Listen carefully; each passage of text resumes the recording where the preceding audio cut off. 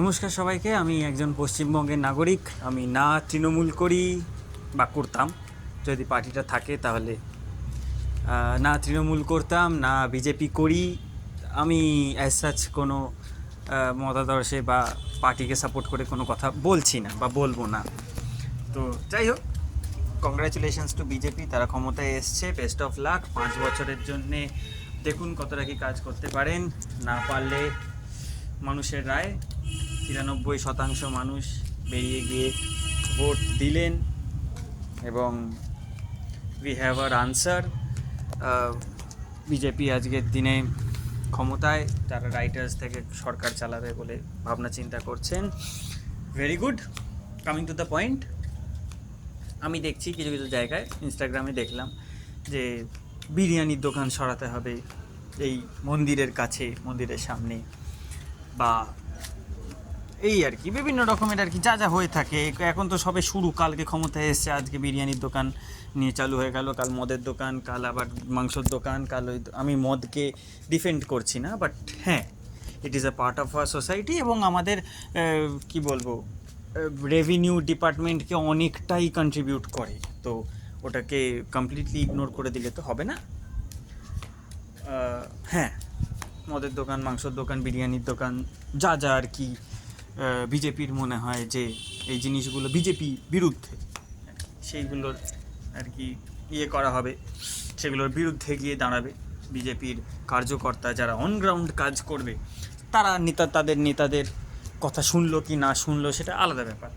Most of the time শোনে না আর কি। সেটা তৃণমূলের ক্ষেত্রেও হয়েছে, পার্টি ওয়ার্কাররা তাদের উচ্চ নেতৃত্ব যা বলছে তার ঠিক উল্টো করছে, বিজেপি তাই হয়।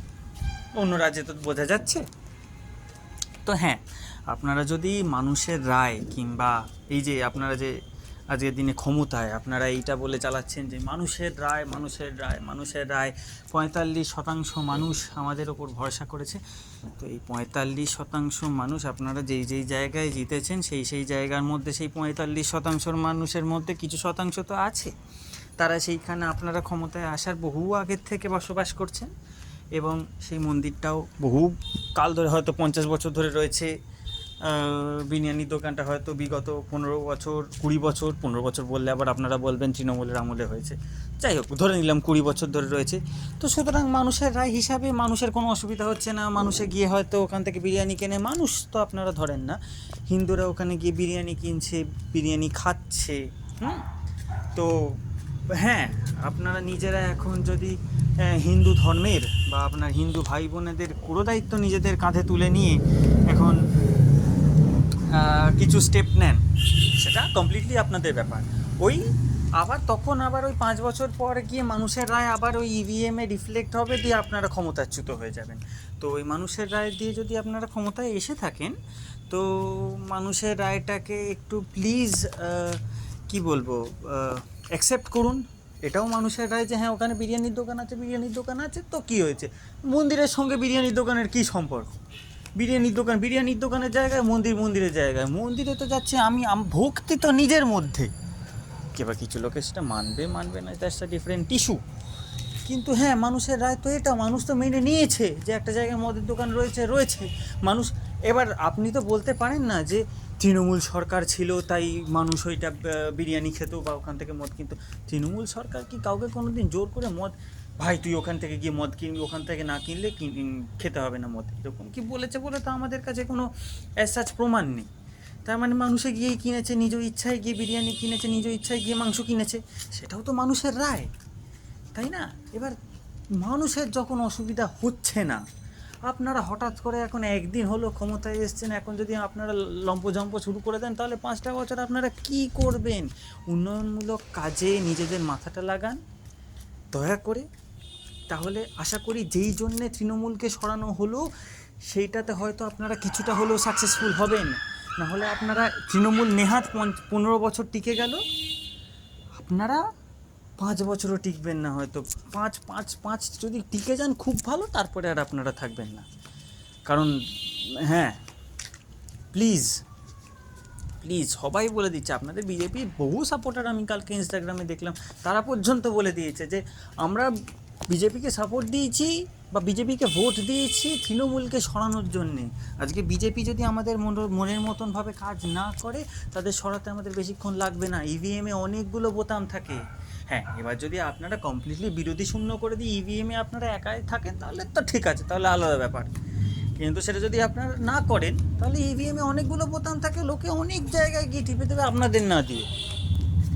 তো হ্যাঁ, প্লিজ, আমি সত্যি বলছি, আমি আপনাদের রাজ্য প্রেসিডেন্ট আর কি, শ্রমিক ভট্টাচার্যের একটা ইন্টারভিউ শুনছিলাম।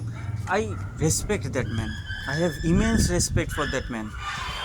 আমি ওনার ইন্টারভিউগুলো কালকের পর থেকে শুনছিলাম, আজকে সকালবেলা শুনলাম। তিনি বললেন যে পোস্ট পোল ভায়োলেন্স যেটা হয়ে এসছে এতদিন, তিনি সেটা চান না, কেউ চাই না, আমরা কেউ চাই না। এবং তিনি বলেছেন যে কঠোর পদক্ষেপ নিতেন, সেটা যে কোনো রঙের মানুষই করুক, সে আপনি গেরুয়া রং মেখে করুন কি আপনি সবুজ রং মেখে করুন, যেই করুন সেই দোষী, এবং আপনাকে দল থেকে বহিষ্কার করে দেওয়া হবে। I have respect for that man. এটা মমতা বন্দ্যোপাধ্যায় বলেছিলেন, বদলা নয় বদল চাই, বদলা নয় বদল চাই বলে বহু প্রাণহানি হয়েছে। আজকে যদি শ্রমিক ভট্টাচার্য উনি কথাগুলো বলছেন, উনি কথাগুলো বলে যদি সত্যিই আমাদের সোসাইটিতে একটা চেঞ্জ নিয়ে আসতে পারবে, আই উড বি, কী বলবো, আমি চিরকৃতজ্ঞ থাকবো। কিছু মা সন্তান হারা হবে না, কিছু সন্তান পিতৃহারা হবে না। এর থেকে বেশি আর কি চাই? একটা মানুষ বেঁচে গেল, একটা মানুষ জন্ম দেওয়ার ক্ষমতা কয়েকজনের থাকে, আপনারা প্রাণ কেড়ে নিচ্ছেন। প্লিজ এই জিনিসগুলো করবেন না, যেটা আগে বললাম। দয়া করে উন্নয়নমূলক কাজে নিজের মাথা, টাকা, শরীর খাটান। সত্যি আজকে আপনি মানুষের সাহায্য করুন, মানুষ আপনাকে মাথায় তুলে রাখবে। কিন্তু আপনি যদি আবার এই কি বলবো, don't act like goons, be a human, be a leader, people will respect you, people will accept you as they have accepted. তারা 208খানা সিট দিয়েছে আপনাদের 294টার মধ্যে, 2/3 মেজরিটি আছে আপনাদের কাছে। আপনারা চাইলে এক্ষুনি পশ্চিমবঙ্গ কালকের মধ্যে হয়তো পাল্টে ফেলতে পারেন, পুরো ভোল পাল্টে দিতে পারেন। ইনভেস্টমেন্ট এনে কিংবা অনেক রকমের উপায় থাকে। সো প্লিজ সেই জায়গাতে মাথা ঘামান। আপনাদের উচ্চ নেতৃত্ব খুব ভদ্রস্থ বলে এখনও পর্যন্ত আমার মনে হচ্ছে, আমার ভরসা আছে। প্লিজ সেই কাজগুলো করলে আমার মনে হয় বিজেপি 5 নয় 10 থাকবে। আপনারা এই 5 বছরের টার্ম শেষ করার পরে যদি আপনারা আরও ভালো কাজ করতে থাকেন, আপনারা 10 বছর থাকবেন। আরও ভালো কাজ করলে 15 বছর থাকবেন। There is no and.